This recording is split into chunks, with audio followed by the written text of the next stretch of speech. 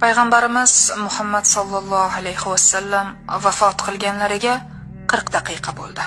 Bir kuni Ma'orij surasini o'qiyotgan edim. 4-oyatga kelganda qotib qoldim.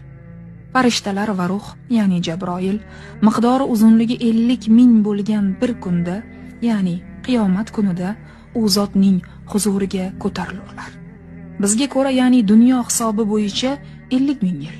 Farishtaga ko'ra esa bir kun ekan. Endi qiziq. Dunyoda 100 yil yashagan inson u farishtaga ko'ra qancha yashagan bo'ladi? Hisoblaymiz. Oy, yil, kun, soat va soniyalarga bo'lib chiqing.